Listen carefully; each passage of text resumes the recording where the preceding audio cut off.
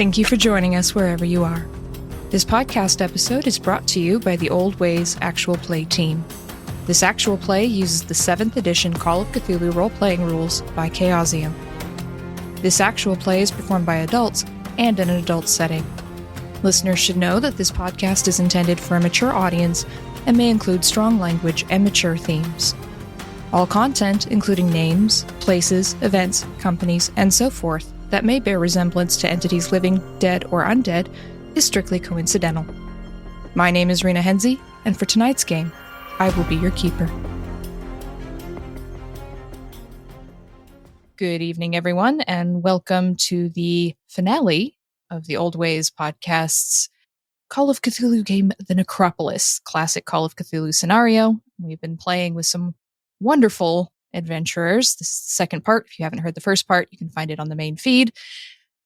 But you're in for some wonderful, wonderful shenanigans in an archaeological excavation tonight, as our adventurers have found themselves trapped in an underground tomb and are trying to find their way out. So, let's hear who those adventurers are. So, to my right.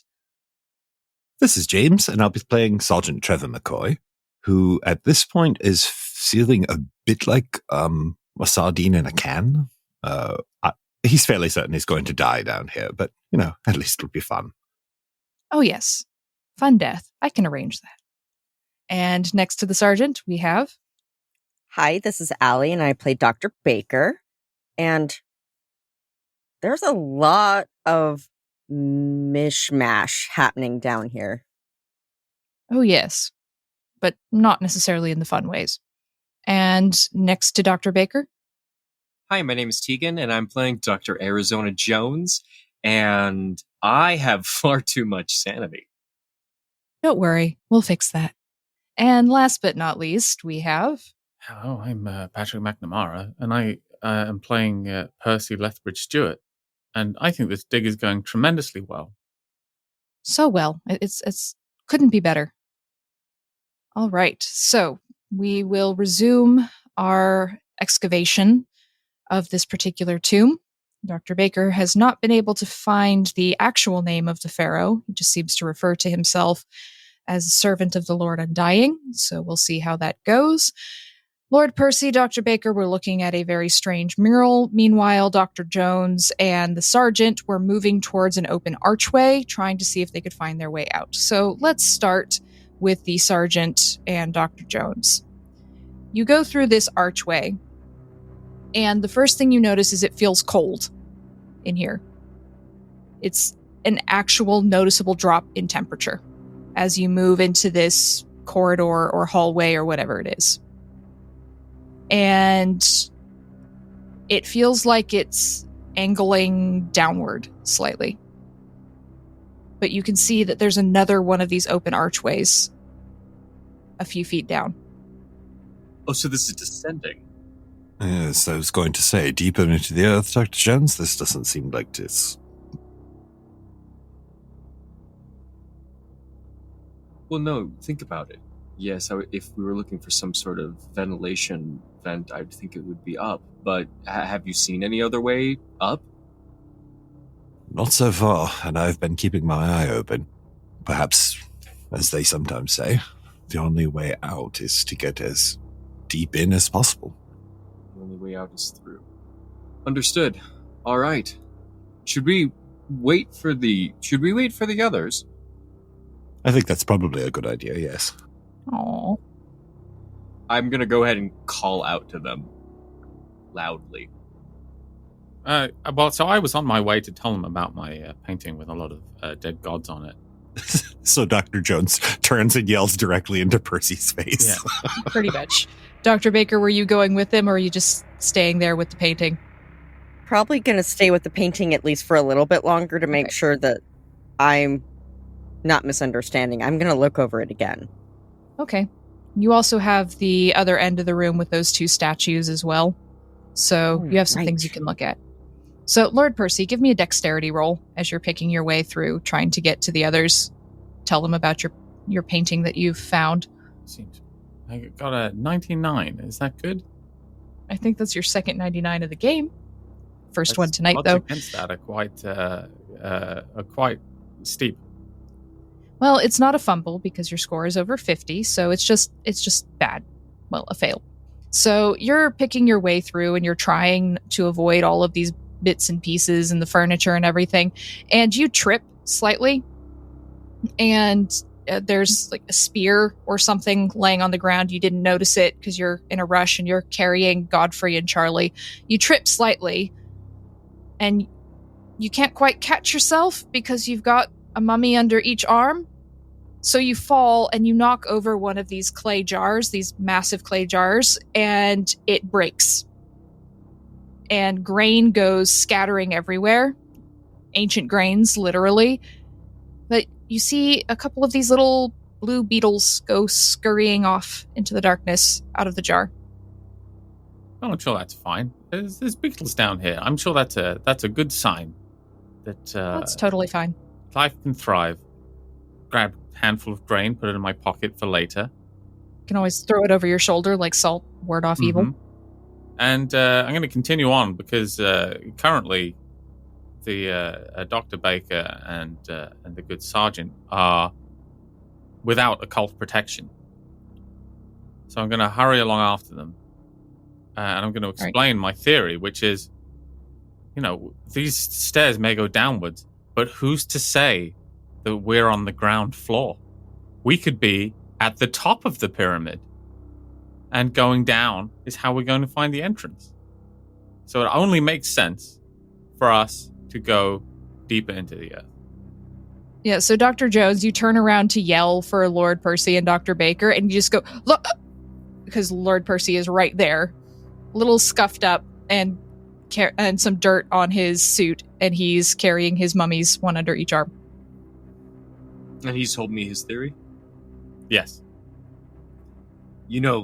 That's not 100% idiotic. Well, of course not. No, I'm terribly well educated. Well, right, but where's Dr. Baker? Oh, she's just sort of staring at a huge painting with a bunch of dead gods on it. Nothing to worry about. Chanting to herself. We should probably stay together. Chanting to herself. Well, I mean, I'm sure it's fine. It's a very nice painting. Looked brand new. I mean, it's probably an excellent way to try to figure out the phonetics. Yeah. Absolutely. Let's go see these dead gods. Oh, what? I thought we were going to go downstairs and leave. Yes, but we should get Dr. Baker? I'm getting a lot of mixed signals on what people really want out of the current situation. I thought we were trying to leave. Apparently, we're just here to look at paintings with Dr. Baker. Well, that's fine. Fine, let's go and find Dr. Baker then. Walking towards the statues. Okay, so are the rest of you turning around to go get Dr. Baker? Actually, Sgt McCoy has kind of stepped back and is waiting for the three of them to finish milling because he knows that realistically there's only so far away that Dr. Baker could have gone because we're trapped down here, and that feasibly she's probably on the way. So he's going to see how this, and he's probably, taking a breather and examining the parts of the room that maybe people haven't. Okay, so you're standing at this near the entrance to this archway that you just walked through, and you see Dr. Baker come ambling out, just looking around. She's got a stone or clay tablet, you're not really sure, one of the two, tucked under her left arm. And she goes wandering towards that stone slab with the two statues in front of it. And so Dr. Baker, you're just looking around and trying to figure some things out. You're looking for more names and information, and you see this stone slab and these statues, and you go wandering up to them. And they look like, as you're moving up, they look like guards, the way they're positioned. One of them's holding a spear, and one of them's holding a khopesh, which is this curved, short Egyptian sword. And so that's normal, especially for a pharaoh. They'd want to have guards in the afterlife. But as you get up close to them, something starts to feel wrong here. And you realize what that feeling of wrongness is as you get closer. These aren't statues. These are mummified bodies. stood up to look like statues. You see the legs going up into the kilts, and then the chests, but those aren't human heads attached to their shoulders. One of them has the head of a crocodile grafted onto the body, mummified head of a crocodile, and the other one, the one holding the khopesh, has the mummified head of a jackal. And this is wrong. This is very wrong. And you could swear those beady little eyes were glinting at you. So I'd like that sanity roll, please. That's what I thought. Uh-huh. 92 over 49? You only lose 1 point of sanity for that, but it's uncomfortable. Yeah, It's very I'm sure. uncomfortable. The way they seem to almost kind of follow you across the room, and I think your involuntary reaction to this is you let out a little yelp. So, Sergeant, you see the doctor wandering up to these statues, and then she just sort of stops and starts and lets out a little cry. Sergeant strides over. Is everything all right, Dr. Baker? And now you see the same thing, and you're going to make a sanity roll. Bloody hell. Bloody hell! You also lose 1 point of sanity for that. This is wrong. This is uncomfortable. And I think your involuntary reaction, Sergeant, is you startle backwards, which isn't a normal thing for you. It's like they're looking at you and you find yourself moving back away from them instinctively. I'm working on a theory that I'm too stupid to lose sanity. So How's that possible? It looks like they're looking at me. What is that? Is there some sort of glass in there? What? It can't be alive. Percy's working on a theory that he's too stupid to lose sanity. So he walks over and says, "Oh, what'll we find? More good stuff? More dead gods?" Kind of. And you see these horrified double mummies, so give me that sanity roll, Okay. Your Lordship. And I got a 14, which I understand is rather good. So Yes, that's a hard success for you. I say, look, no, it's fine. I know what you're all worried about. You think this is some kind of crocodile man. But it's not, you see. The head is actually, if you look, been grafted on. So we're not dealing with some kind of crocodile monster, just a pervert. Just some insane deviant making crocodile men. And there's nothing scary about insane deviants at all. I went to Eton. I've met 1,000 of them. So come on, there's no need for any of this panic. I'm sure we've all seen a dead animal head grafted onto a human before. It's not a big deal. Let's move on. These are not on my mummies I'd like to find list, so I would like to go and find someone who is. Come on. So, do you let Lord Percy redirect both of you into the tunnel? You know what? Actually, after a tirade like that, the sergeant is actually literally just standing for a moment, staring at Lord Percy as Lord Percy walks away. He uses the moment to, help him reaffirm his grasp on reality. Clearly, if Lord Percy is, quote, in charge still, then certain rules of the world must still be accurate. So, yes, we will continue on from here. I would like to see, as we're passing these, if the same cartouche is anywhere near here. Give me a spot hidden. No, that's a big fail. So you look, but you're still slightly discomforted by those two things. Even if, as Lord Percy says, it's just, some sort of perverted imagination, it's still wrong, and you don't like it. So you don't see anything else as you move towards the archway. Sergeant McCoy is going to test Percy's theory here, and he's going to approach. What does he think he could take? Crocodile Man or Jackal Man? He's going to approach a Jackal Man. He thinks maybe he could probably take a jackal in a fight. So that's the one he'll choose, and he's essentially going to tap it with the barrel of his gun. So you tap that jackal. Give me a power roll. 44 under 45. Excellent. Nothing happens. They don't move. Huh. Perhaps he's right. It does seem to be rather just stuffed. God, the eyes, though. I'm always right when it comes to perverts. I don't doubt your expertise, Lord Percy.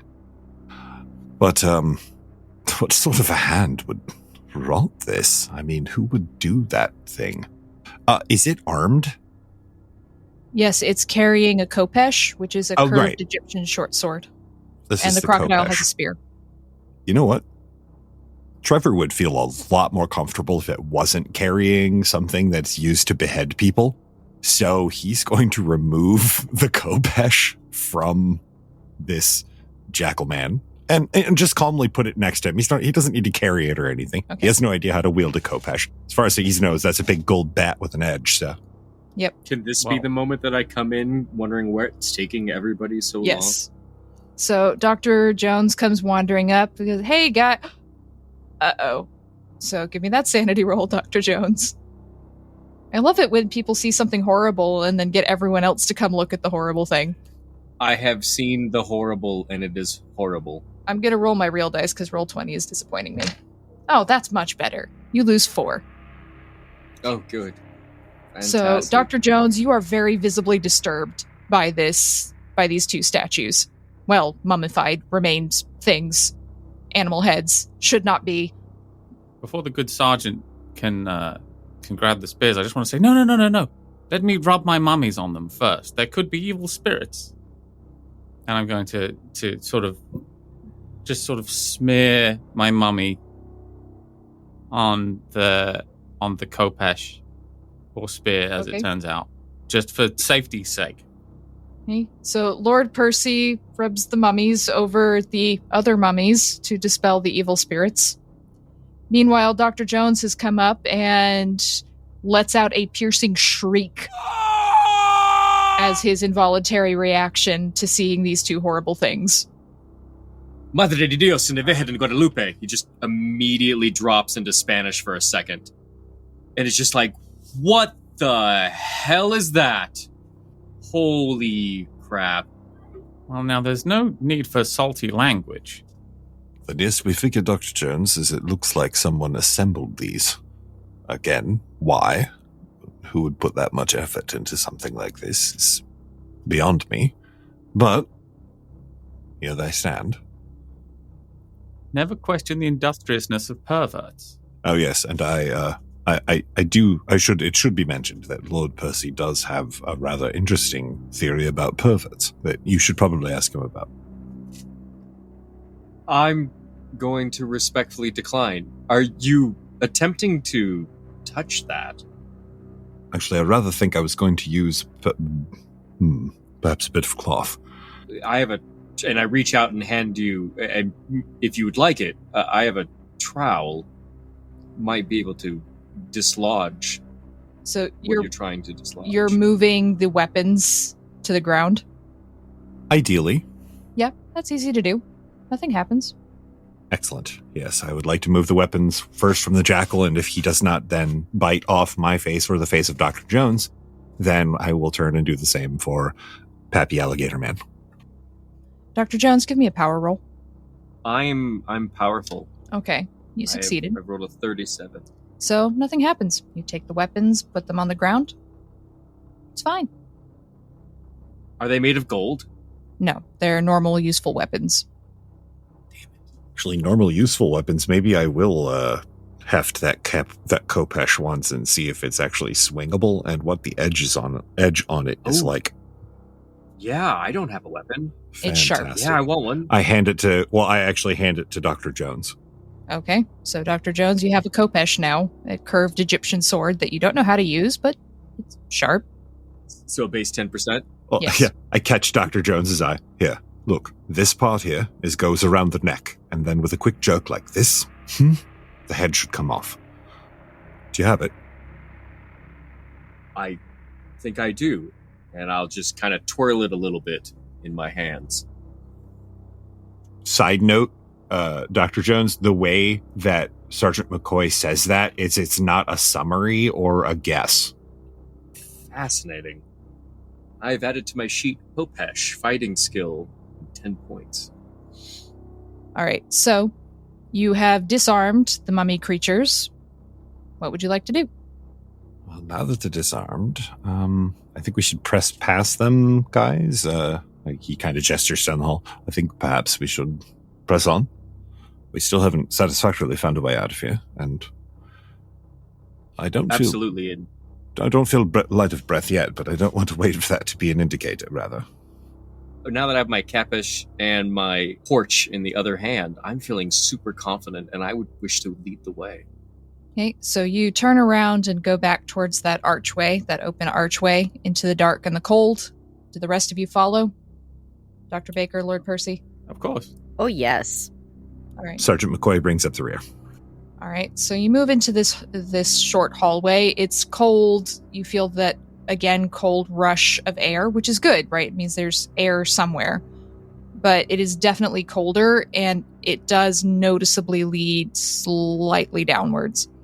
And you get to the other archway at the end, and there appears to be another room through there, as far as you can tell. Do you go in? Undoubtedly. All right. Who's first in? I know Sergeant's bringing up the rear. Okay, so the archaeologist and Lord Percy... Oh, both of the doctors are going at the same time. The arch is wide enough you can both fit through. Then Lord Percy, and then the Sergeant. So what you all see, and Sergeant, you're tall enough you can see over them into the room, Excellent. is this room is filled with these statues. Actual statues this time. Some of them are as tall as a person, 6 feet tall, 5 feet. Some of them are tiny, just a few inches. Some of them just look like almost like they haven't been carved out fully. There's some that are made of clay, some that look like they're made out of stone. Some are precious stones of some kind, especially the smaller ones. And there are just hundreds and hundreds of them throughout the room in rows. And you look at these statues everywhere, and you see that they're all oriented towards the front. And Dr. Baker and Dr. Jones, you both see that there's a mural, another bright painting, that they're all oriented towards. And Sergeant and Lord Percy, because you're behind them, you see more off to the side, to the right of the room, there's what looks like an altar of some kind with... Is that a skeleton? Stretched out in front of it? And there's what looks like an ankh. This sort of cross shape with the loop at the top representing life. And it's upside down above the altar. What do you all do? I rub my mummies on it. So you're going into the room and up to the ankh? Yeah, rubbing my mummies on it. All I'm right. worried about evil spirits. So Lord Percy pushes past the two doctors who are looking in wonder at all of these statues and everything, and he goes up to the inverted ankh that is hanging over this altar. We'll get to you in a second, Lord Percy, as you're pushing your way over there. Dr. Jones, roll me archaeology. Fantastic. Dr. Baker, did the Egyptians believe in human sacrifice? No, they don't. It's not something they do. Oh, well, I guess then my question would be, what is that unfortunate chap there on the floor? Or on the altar What there? unfortunate chap, because I was looking up at the mural. He gently turns her head a little bit to be looking at the desiccated body. Yeah, so you see a skeleton stretched out in front of this altar. It's on the ground, stretched out. And you're a little bit closer because you're in the front of the room. Or not the front of the room, the front of the arch. You can see it's wearing... From here, it looks like it's wearing a leather jacket. How did you do on your archaeology roll, Dr. Jones? I rolled a 66 out of 70. Okay, with a regular success, these statues are called Shabti. They are meant to represent servants, and the more of them that you had buried with you, the more servants and the more status you have in the afterlife. And there are hundreds of them in here. Oh. This guy's really high up on the food chain. So while we're all having those realizations, let's have a chat with his lordship and his mummies. So, Lord Percy, you pick your way through these statues over to the altar, walking past the skeleton. You don't care about him at the moment. The first thing you notice about this Ankh is it doesn't appear to be suspended the way you thought it was. It's hovering upside down. You walk around, there's no strings or cords or chains or anything. And the other thing you notice is these kind of wavy tendrils, gold tendrils coming out of the Ankh, just sort of waving. Do I notice the skeleton in the leather jacket? You walk past the skeleton, yes. I said to myself, isn't it fascinating, the discovery that Egyptians had leather jackets? And then I approach this sort of wibbly Ankh with all due caution.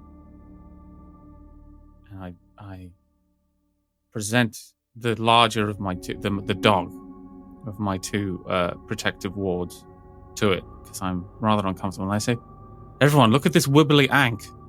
It's making me quite uncomfortable. Uncomfortable. There we go. Do you actually touch the Ankh with the mummy? No, I'm just going to sort of waft my mummies at it. So you wave your mummies in front of it. Nothing happens. Oh, there's clearly no evil spirits then, so I lick it. You lick the Ankh. Okay. So you wave your mummies, nothing weird happens, so you just, almost on impulse, reach forward and lick the Ankh. Mm-hmm.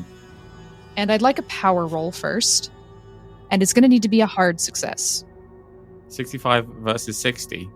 What are my options as far as fixing that problem?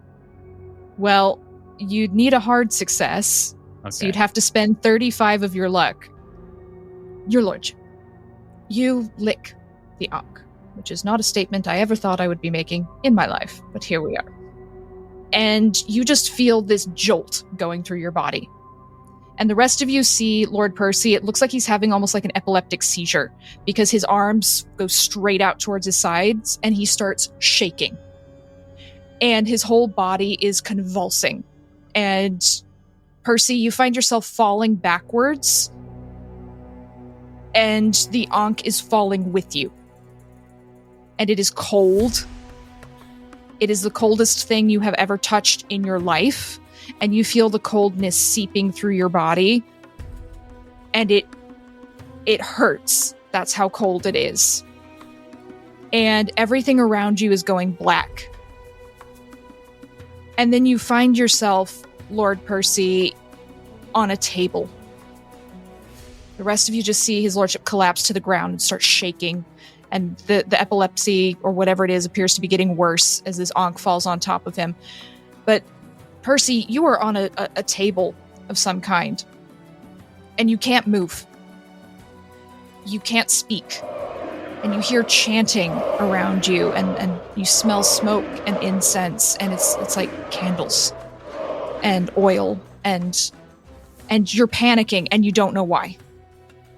But this isn't right. This isn't how it's supposed to go.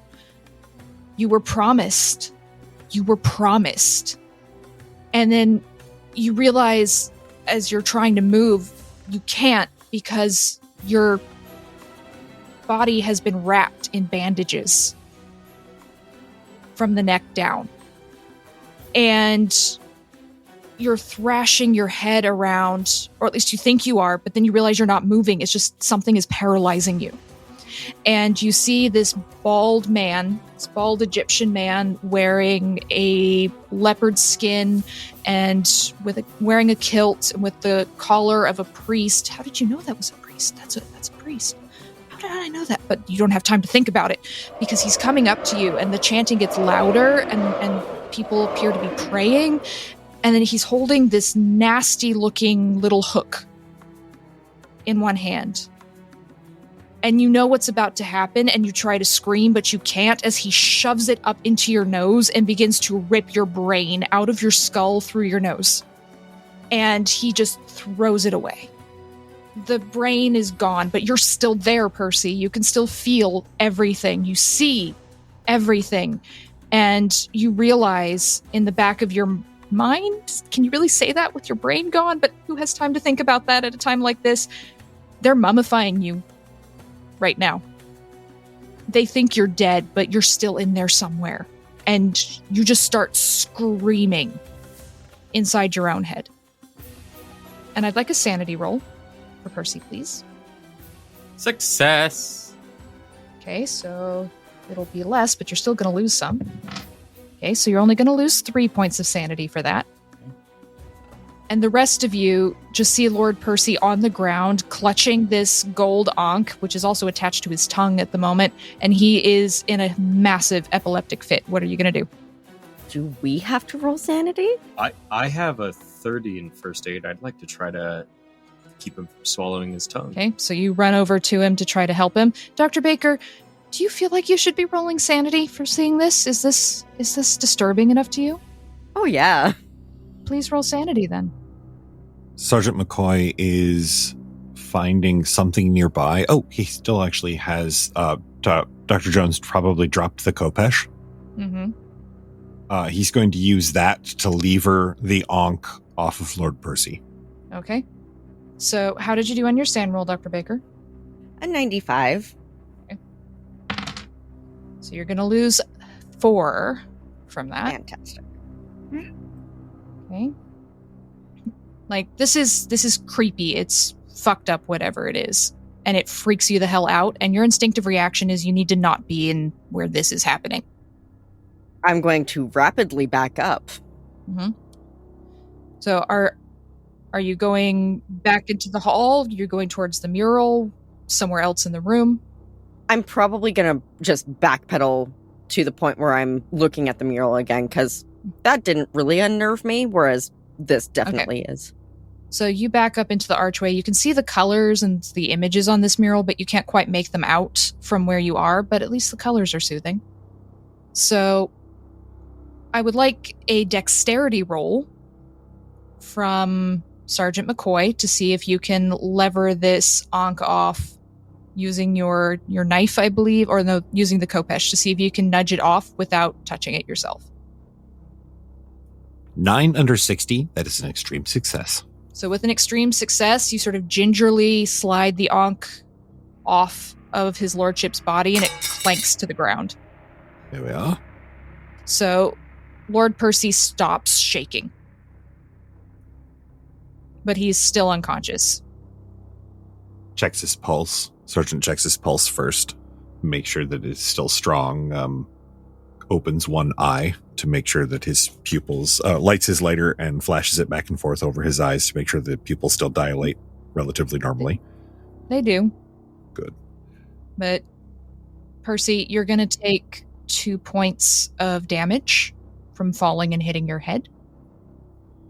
So he looks a little bit like the way his eyes dilate, Sergeant, even though he's unconscious, he looks like he might have a bit of a concussion, but he's alive. Excellent.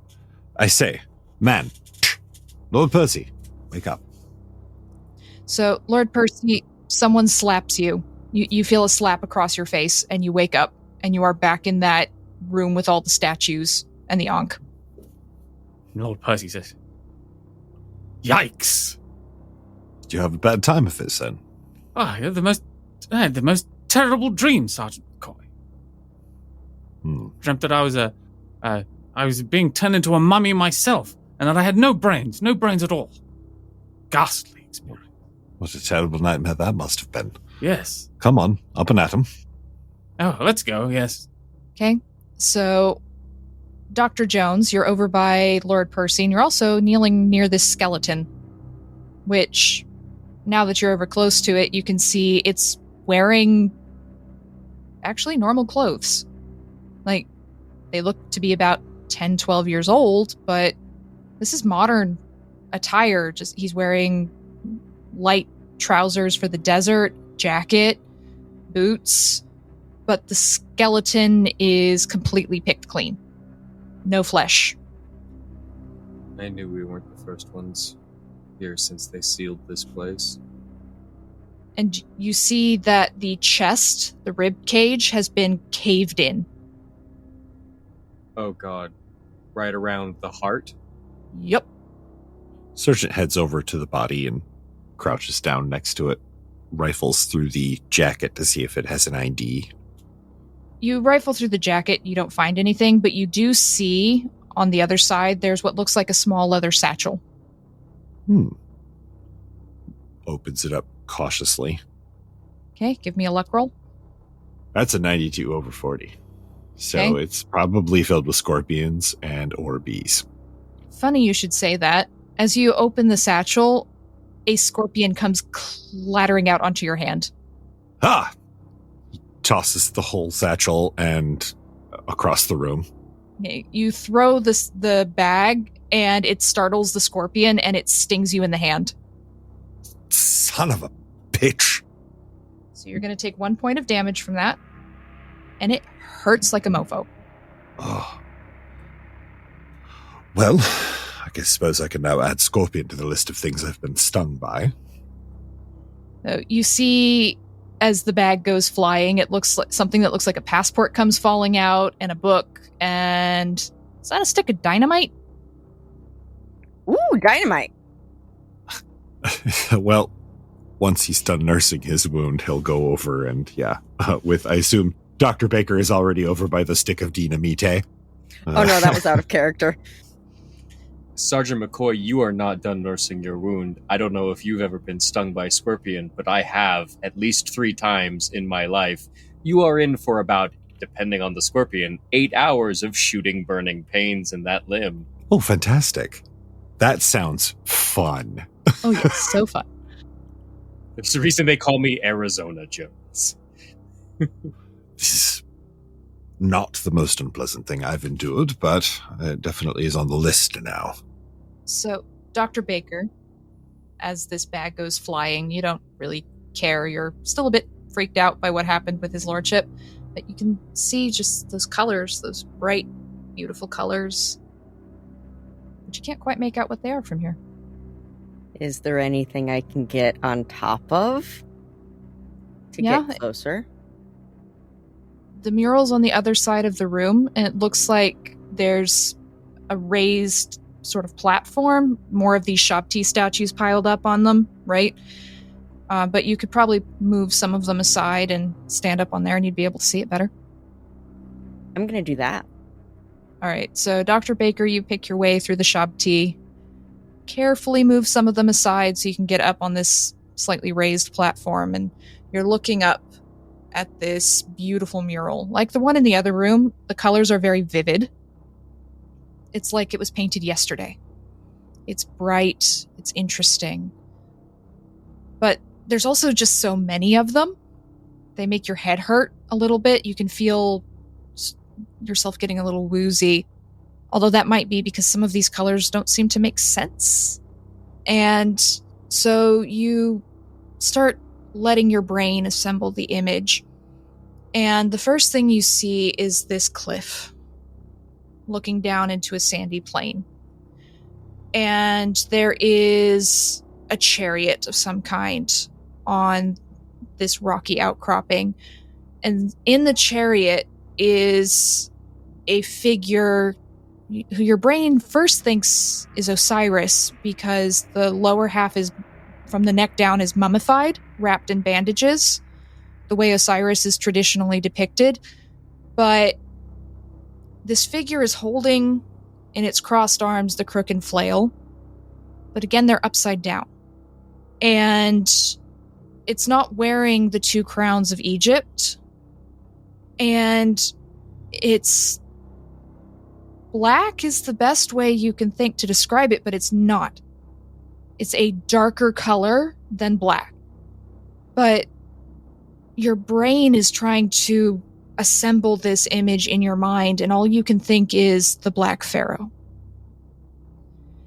And you see this figure and its cruel, evil eyes looking out across the plain, and you find yourself, your eyes moving with it. And it's almost like the image is changing in front of you, because now the sandy plain gives way to a city. It's a white city, and it's not like any city you've seen in Egypt before. This is not Memphis. This is not Thebes. It's not Cairo. The architecture is right, but the white stone and just how some of these buildings are shaped is wrong. And there is smoke rising. You can almost smell the smoke, Dr. Baker. And then you hear the screaming. There's screams of pain and terror and rage. And it overwhelms you. This noise. And then you can't quite believe it. It's almost like you're moving. And the picture is turning, and you find yourself in the city, moving through the streets almost.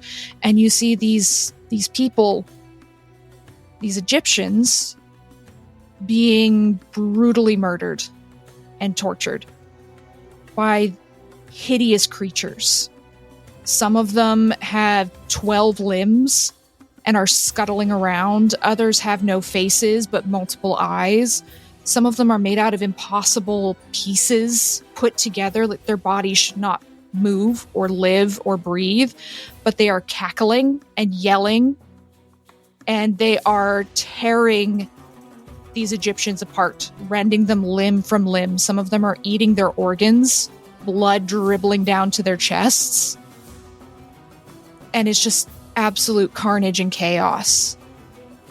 And you see this chariot moving through the street towards you. And that figure, the Black Pharaoh, with the crossed upside down crook and flail over his chest. And the chariot isn't being pulled by anything. It's just moving of its own accord. And the sky is turning this violent red and orange and yellow and some other colors you don't quite understand. And then the figure turns, and you swear he sees you. And you are struck to your core by these cold, empty eyes. So I'd like a sanity roll, please. Oh, my dice hate me. I got a 99. Out of? 44. That's a fumble, my dear. I know. So you're going to take full damage to your sanity. So you're going to lose 6. Fantastic.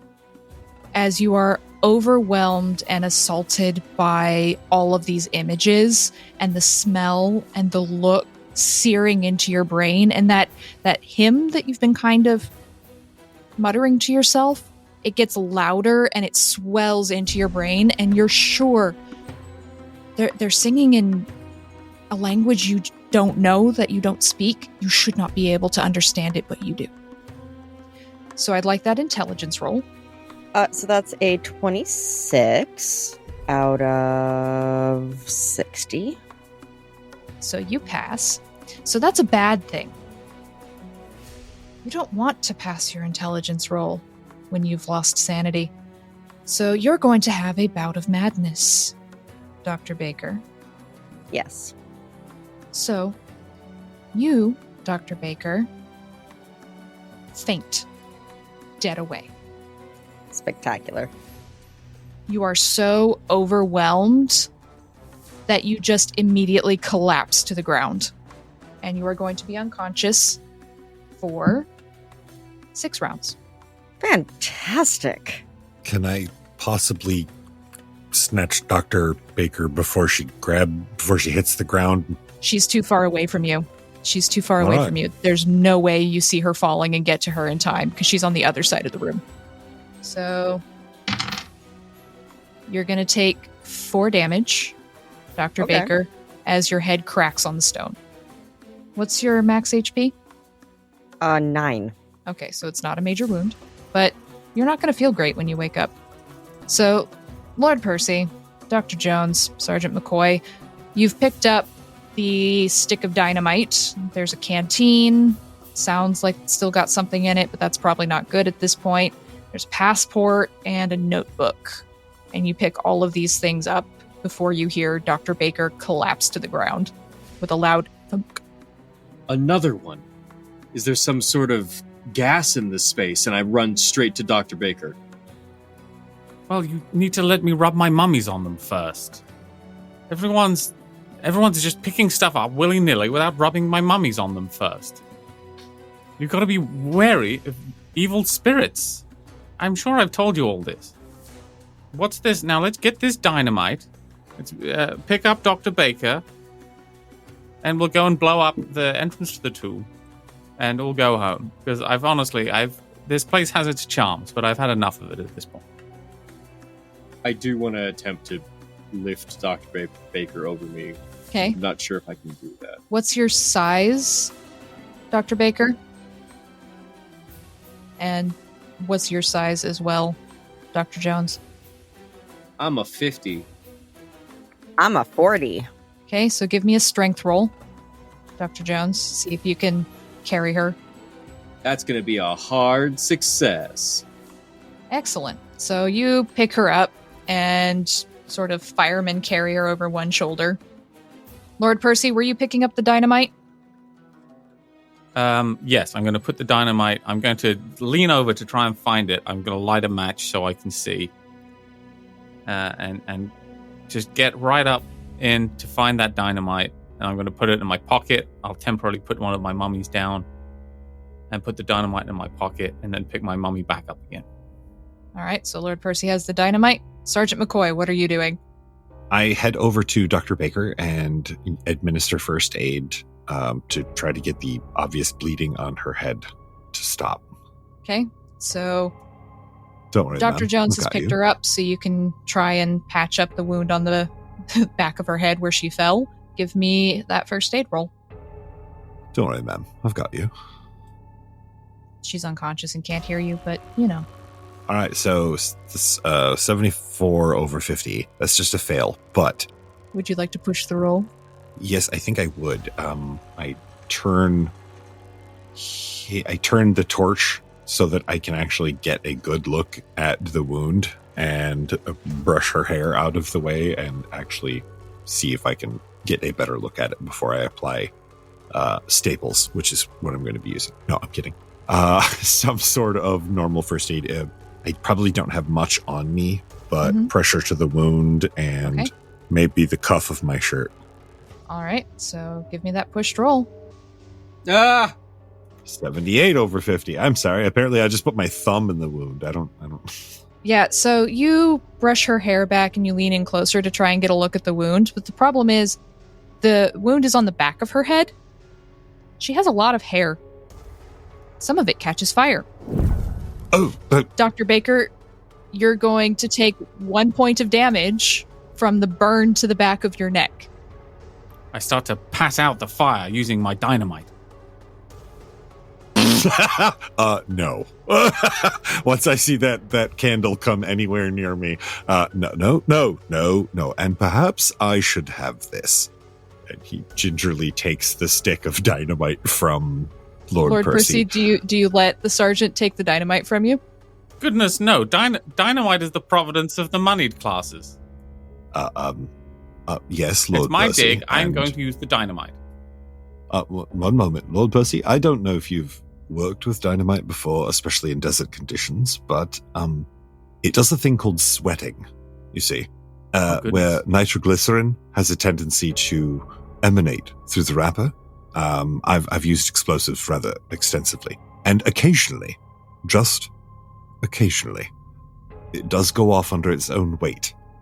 So perhaps, and this is of course just for your safety, Lord Percy, perhaps an unimportant one, an expendable like myself, should perhaps hold on to the dynamite rather than a valuable aristocrat and administrator like yourself. Well, And then he gently takes the dynamite again. I imagine that should I explode, well then this dig, it would be doomed. We'd all be in terrible trouble without me. So You're quite right, Sergeant McCoy. Yes. And what would happen to your discovery? It's quite. It'll go to someone else, and that would be no good. Or it will be destroyed. Or it will be destroyed and covered with Lord Percy bits. Oh, quite. So, again, let me handle this, and Okay. I shall find a safe place for it for now, all right? Let me grab my filthy mummies, and you can have the dynamite. Wonderful, thank you. All right, so the sergeant has the dynamite. Dr. Jones has Dr. Baker. Lord Percy has the mummies. You do have the passport and the journal. And there doesn't appear to be an exit in here. What would you like to do? Not even the way we came in? Well, you do have the way you came in. Oh, let's just go back to the start. That's where the slab was. And we can just blow it up. And then we won. We have dynamite. Yeah. You know, Yeah. actually, that's not a terrible idea. I wonder if this stick might well be enough to blow up that slab. 3 votes for blowing it up, and the 4th is unconscious on my back. Give me an intelligence roll, Sergeant. Actually, you know what? I'm not even going to. I think I figured out where you're going with this. Actually, gentlemen, understandably, I see where you were going with this, but with the cracks, he points at the cracks in the walls. This right here, this will level the entire temple on us, assuredly. In fact, us just walking through here is miraculous that we haven't been crushed. So, usage of this dynamite, while I do understand where you're going with it, is not advisable at this time. It could work. It might bring everything down, but it could Oh, work. a poppycock. It'll be absolutely fine. Let's go and blow stuff up. Fair heart never met, what is it? Feeble heart never found fair maiden, or something like that. Let's get the dynamite, blow it up. I want to go home. I'm not sleeping on a cold tomb floor again today. So as you say that, you all hear a loud thump. Thump. It sounds rather uncomfortably like very heavy footprints. Or footsteps. Does everyone else hear Good, our this? rescuers. See, I told you it'll all be fine. Sergeant really quickly times the pacing between the thumps. Okay. What are you measuring And then doing some quick math, he does 2 strides of his own and does a comparative of the amount of time it would take him to do 2 strides and amount of the time it would take whatever that sound is to do 2 strides. And then he should be able to get a ballpark on how big it is and how fast it's Give me moving. that int roll. Fuck-a-doodle-doo. The bloody thumping is making it hard to think. Okay. While I would like to rest on that wonderful number, I think I'm going to have to push the roll. Thank you. Okay, how are you pushing the roll? How are you making it more dangerous for yourself? Okay, I will ignore what I roll. I will say, how am I making it more dangerous for myself? He's going to close his eyes, standing exactly where he's at, taking in the math and taking in the quick math that he had before, that he had just done, and he's blocking everything out around him, including the fact that may be extremely dangerous to him at this moment as something large is approaching. Okay, so push the roll. Okay, so I rolled a 16 under 55. Excellent. Hard success. All right. So you close your eyes and focus, and you pace out the steps, and you listen because it's still making that noise. And this thing, whatever it is, it's big. It's bigger than you. Much bigger. Okay.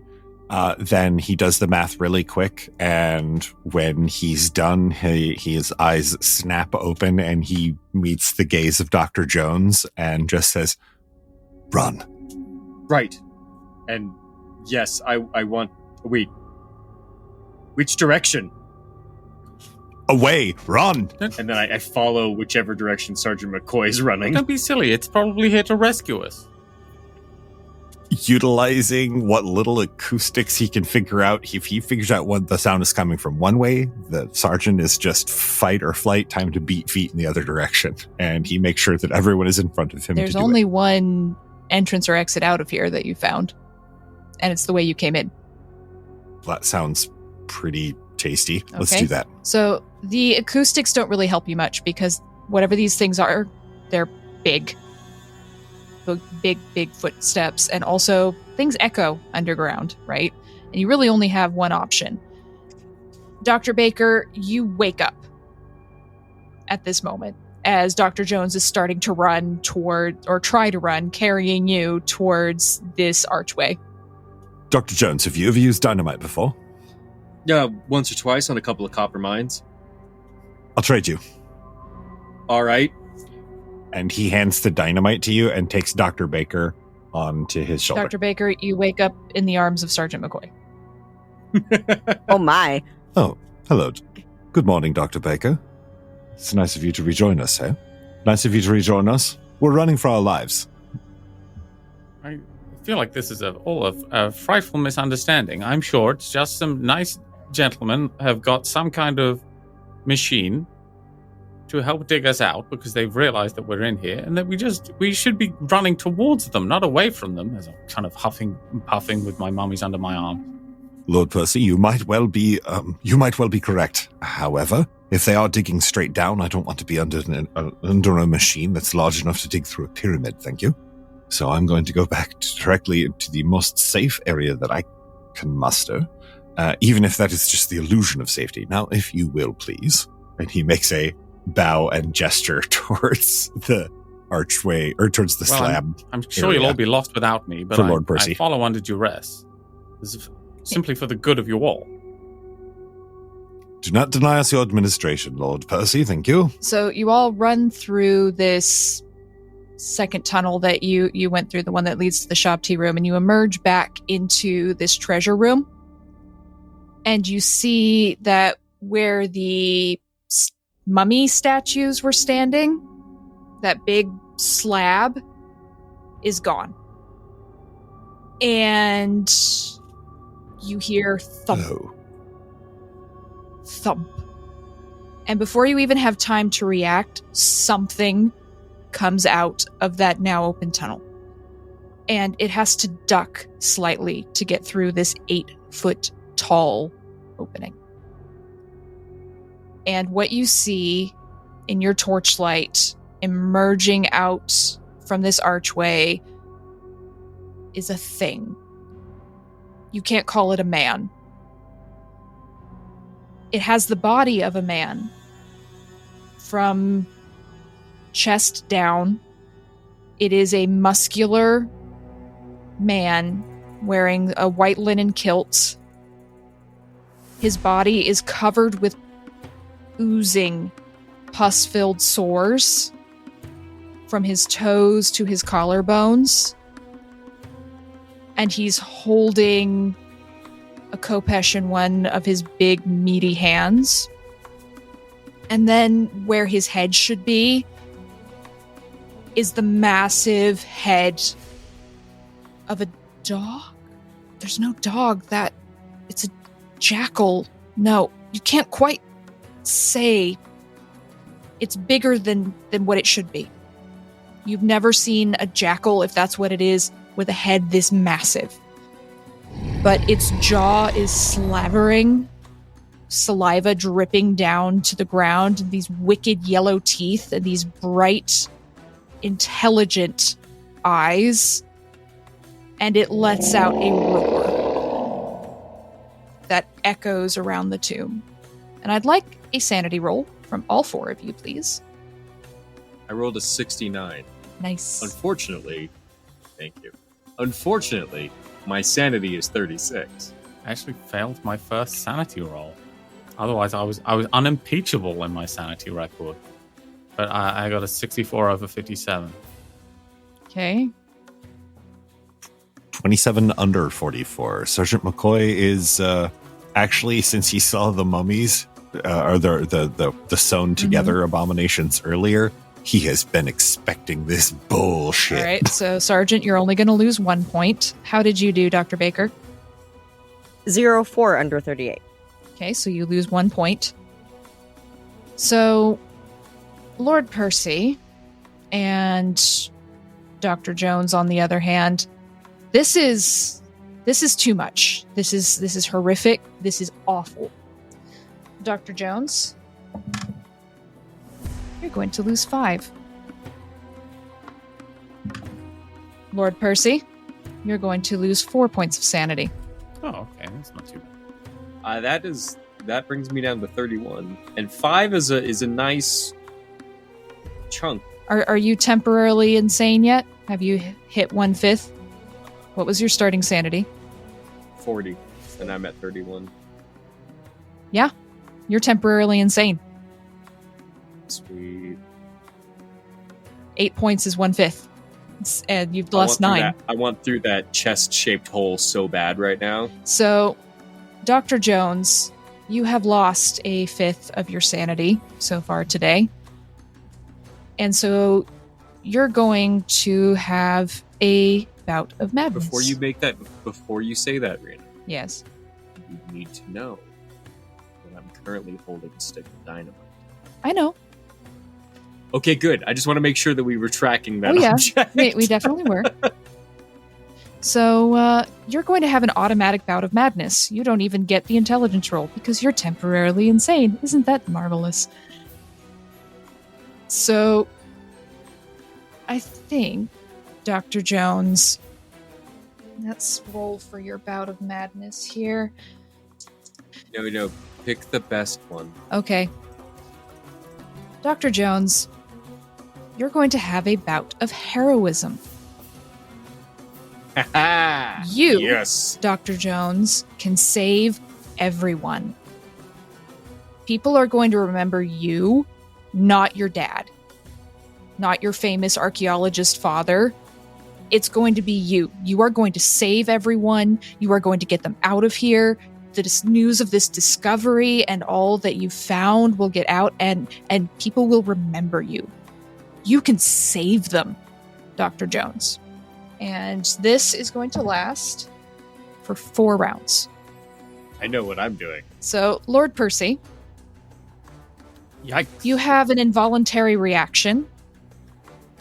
And your involuntary reaction is letting out a shriek. Ah! As this thing looks at you with its 2 intelligent eyes.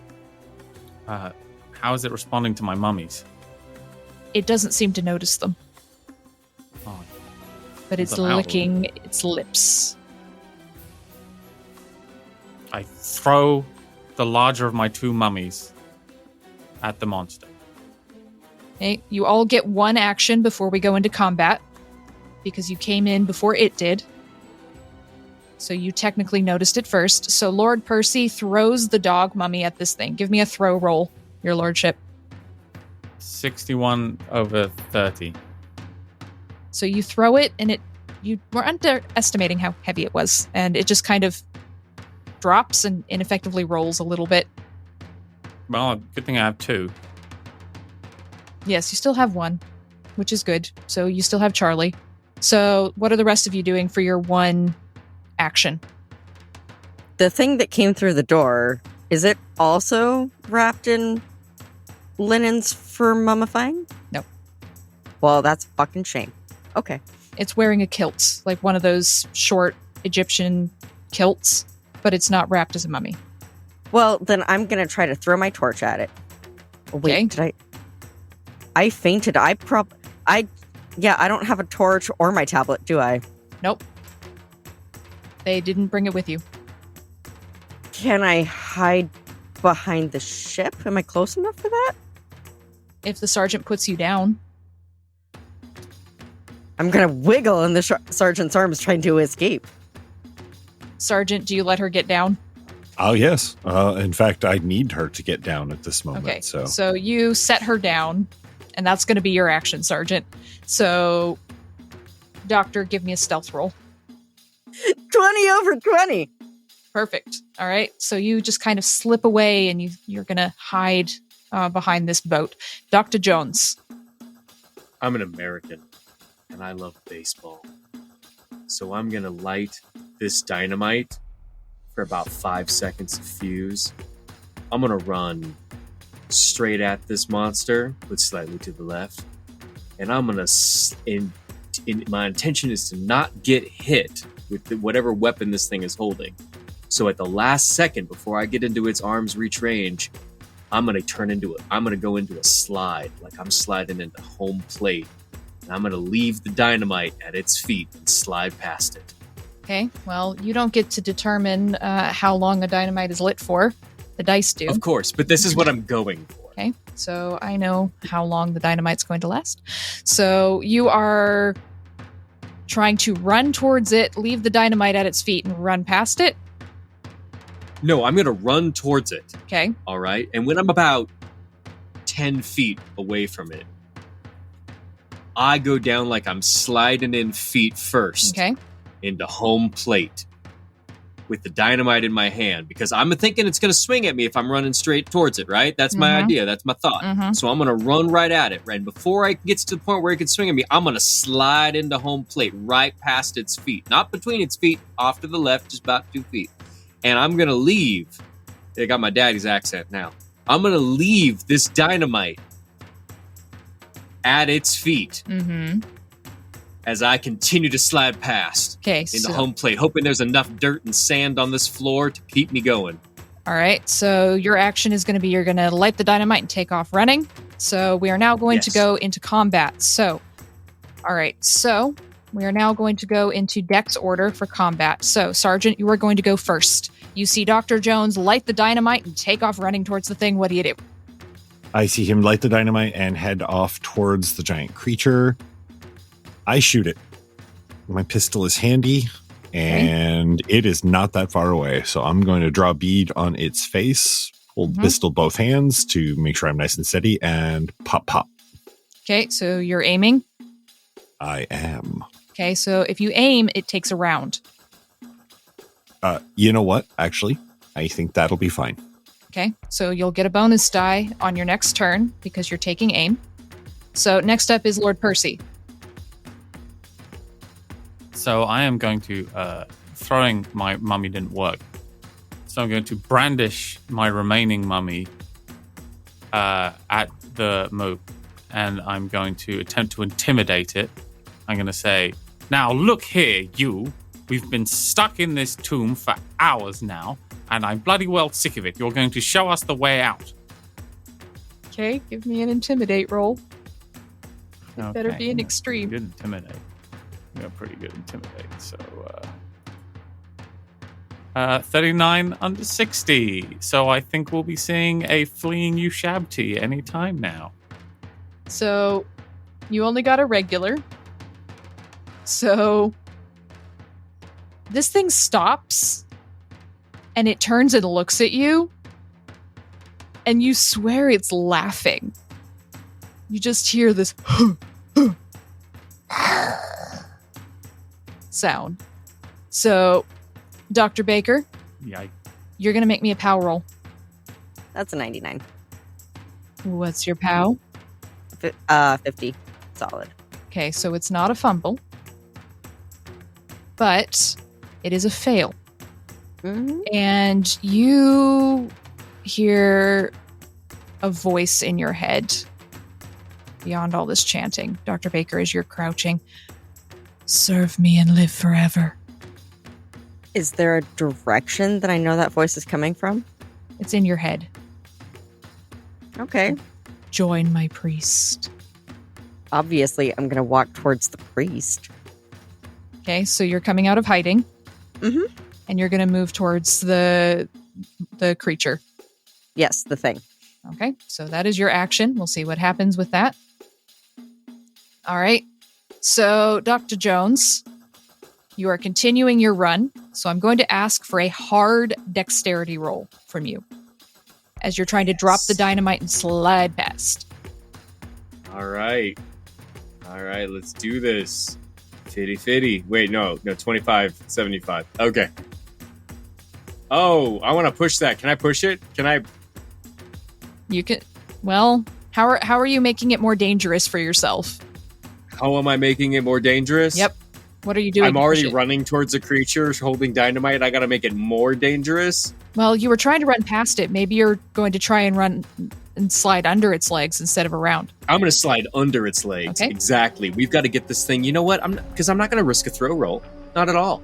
Not with my crappy throw roll. I'm going to plant this thing right up its skirt. Push that roll.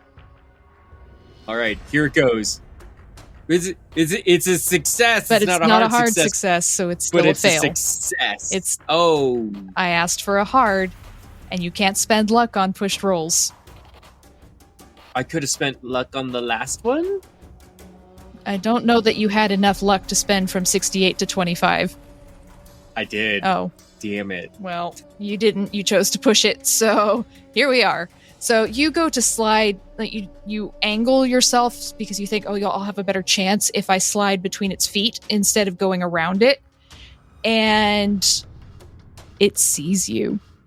And you go to slide, and it grabs you. But I still have the dynamite. You're still holding the dynamite, but it's now got you in one hand. And Well, it is damn. now its turn. So, Dr. Baker, as you come out into the center of the room, you see Dr. Jones being held up, holding a stick of dynamite. You see Lord Percy waving a mummy ineffectually off to the side. The sergeant is aiming his handgun. And this creature tilts its head and looks at you, Dr. Baker. And in your head, you hear, "Are you with us?" And I'll just keep walking forward because it's like, hello. So, this thing is going to make an attack on you, Dr. Jones. And it's going to have advantage because it's currently holding you. Do it. No, don't hold back. I'm not. Do it. Because it starts squeezing and you feel your ribs crack and break. How much HP do you have? I have enough. How much damage did it do? How much HP do you have? A nice dime. 10 hit points. Okay. This creature squeezes and squeezes, and you feel your breath being cut off, and the rest of you see Dr. Jones being lifted up into the air, and it takes a huge bite out of your gut. So you see this thing do 14 damage to Dr. Jones. So he is not probably going to live through that. He's I dead. meant -4. I meant -4. So you get the idea as this creature just rips Dr. Jones's entrails out of his gut and begins chowing down on them, blood pouring all over this creature's body and the ground, that Dr. Jones probably isn't with you anymore. Please tell me it's my action. Almost. Wait. Can I have dying words? Yes. I'm just going to say, this isn't how I saw this day going, and then I die. As your intestines are being eaten by so much sausage. So give me a luck roll to see if you drop the dynamite as you die. That's going to be a critical failure. Okay. So as your gut is torn into by this thing's teeth, it is the most excruciating and the last excruciating thing you ever feel in your life. And your hand spasms, and the dynamite drops to the ground and goes rolling off. And you expire. You're welcome, everyone. You're welcome. Sergeant, it is now your turn. You have a readied firearm. Yep. You get a bonus die. How far away did the dynamite roll? Are we talking 10 feet or are we talking 50 feet? Are you taking your action to look for it?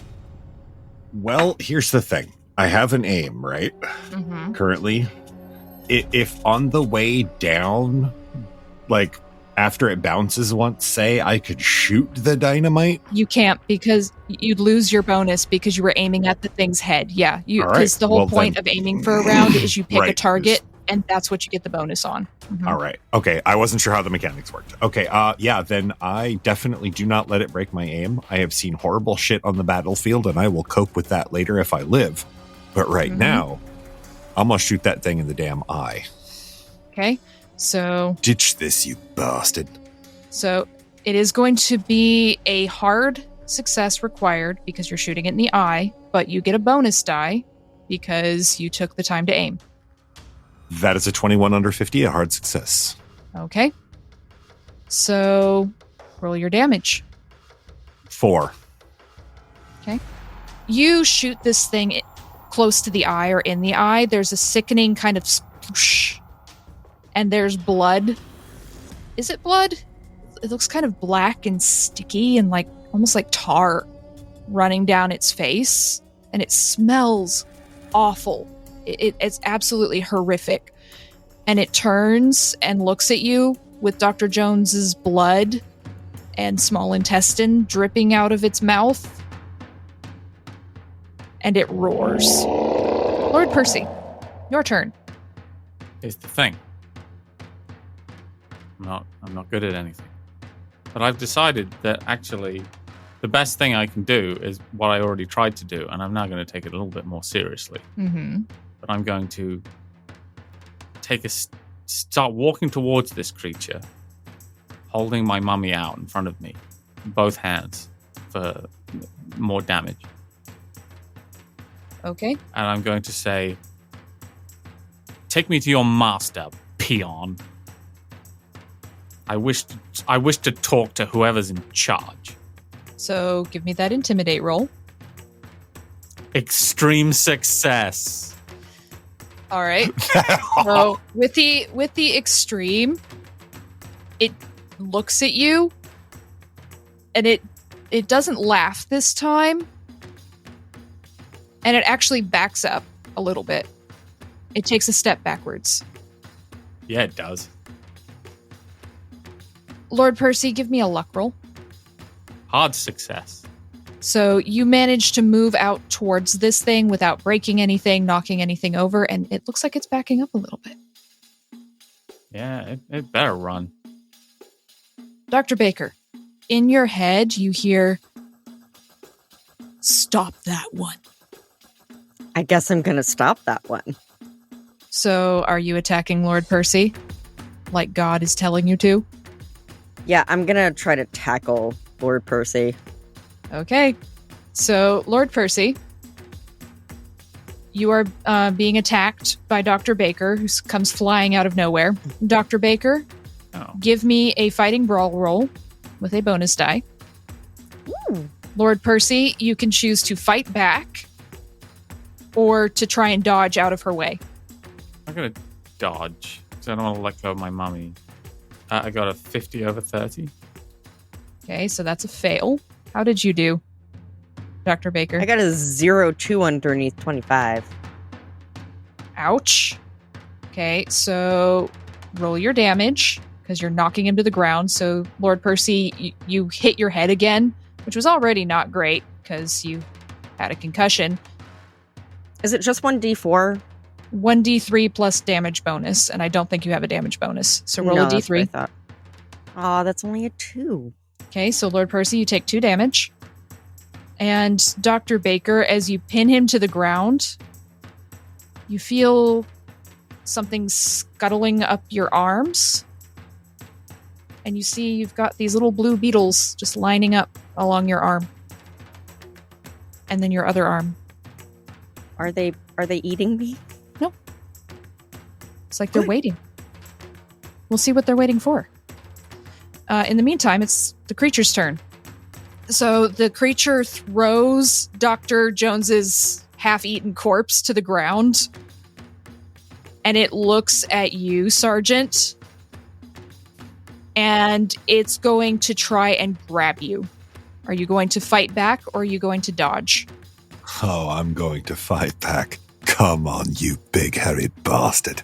Let's see what you have. Oh no. 76 over 70. All right. Well, it wouldn't matter anyway, because it got an extreme success. So it's not an impale, because it's trying to crush you, essentially. But it is going to do 10 points of damage,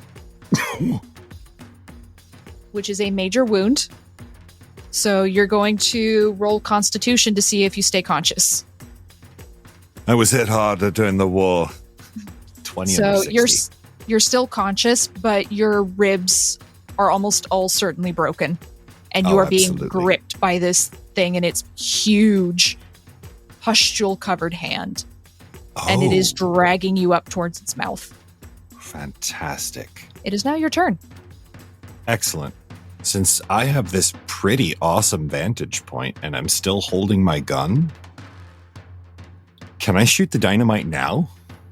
Give me spot hidden to see if you can see where it went. You know what? Since my life freaking depends on it, I will twist in its wrist, even though I have broken ribs. Ignoring the bone snapping sound and the crunch of my spine, I will turn so that I can see where the dynamite fell. Okay, push the roll. Lord Percy, you see this from your point down on the ground. 43 under 45. Okay, you see the dynamite. It's Okay. rolled away towards this opening, this archway. You think you can try and shoot it as you're coughing up blood and being crushed. All right. Well, I switch the gun. You can't change your gun while you're No, I being can't. Yeah, well, I'm being while you're crushed. being crushed. Yeah, You've got Fuck it. very limited things you can do right now. I will just try to shoot it and hope that the blast is big enough for it to hit us both. Okay? So you're trying to shoot the dynamite. Mother puss bucket. And you can't push a handgun roll. So Cannot. you fire trying as you're gasping for air, and you're certain you've got a punctured lungs somewhere, maybe 2 punctured lungs, and your mouth is filling with blood, but you can't quite get the range right, and it just pings off the wall. So next in the order is Lord Percy. Lord Percy, Dr. Baker has her knee planted firmly in your chest, pinning you to the ground. You have your cat mummy in one arm. Dr. Baker's got a bunch of odd-looking blue beetles just sitting on her arms. What would you like to do? I lick the beetles. No. It says on my sheet that I have an heirloom of my choice. Yes. So my choice is that I was left a hand grenade. This is my grandpappy's nuke. When I said heirloom, I was thinking more like letter opener, pocket watch. No, this is when my father was in the war. Which war doesn't need to be specified. This is the grenade that failed to take his life. And he was able to get the pin back in it and have it made, and gave it to me, his son, who was only born because this hand grenade didn't go off. Give me a luck roll. It's a 95 over 40. Is that You good? left the hand grenade in the camp. Whoever shoved you in this tomb did not let you take your hand grenade with you. I could really use a hand grenade right now is the thing. Well, I can't really do much. You can try and fight her off with Fighting Brawl, so you can try and push her off you. You have base in that, which is, I think, is 25. I'm going to try and just... So my primary weapon here is just that I sort of have the an intimidatingly British aura about me. So I'm going to attempt to scare... I'm going to start speaking in tongues, and I'm going to try and intimidate Dr. Baker with the idea that I am, in fact... So she's just seen me scare off this monster, and all she perhaps knows is that this monster appears to be scared of me. So I'm going to use my assumed occult knowledge to terrify her away from me. Okay, are you using occult or intimidate? They're both the same, so I suppose intimidate Okay. is the effect I'm going for more than the knowledge I'm using. Okay, so roll intimidate. Did I actually see Lord Percy intimidate? It's cooler if you did. You did see it because you were coming out. You said you were walking out in that direction, remember? It's right before you tackled him. We'll see what happens with this intimidate roll. 69 over 60. Can I push? You can, but she's going to get to contest it anyway. So Okay. Why don't we see what her contest roll is, and Okay. we'll see what happens there. So I think we're gonna go with intelligence. Dr. Baker, 29 under 60.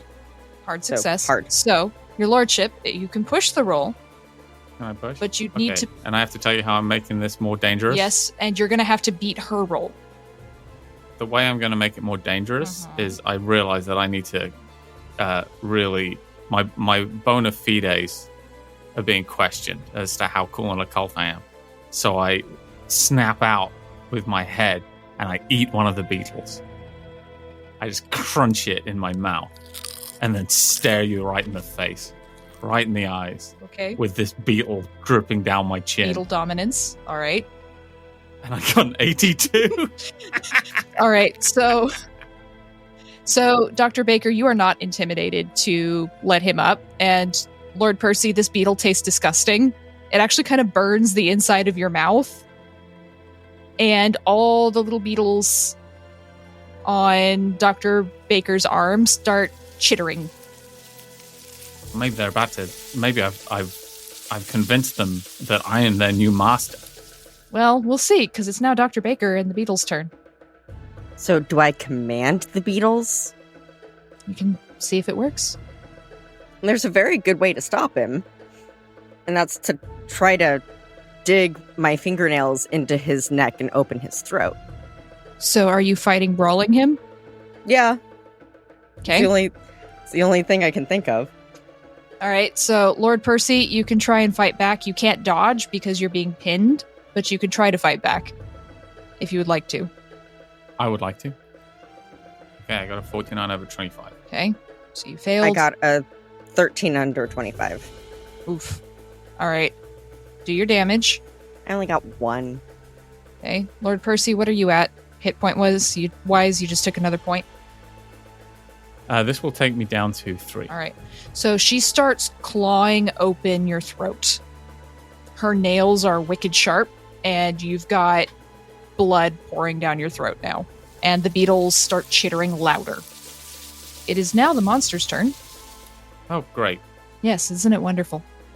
So the monster is going to make an attack on you, Sergeant, and it's going to get advantage because you are being clutched in its massive hands.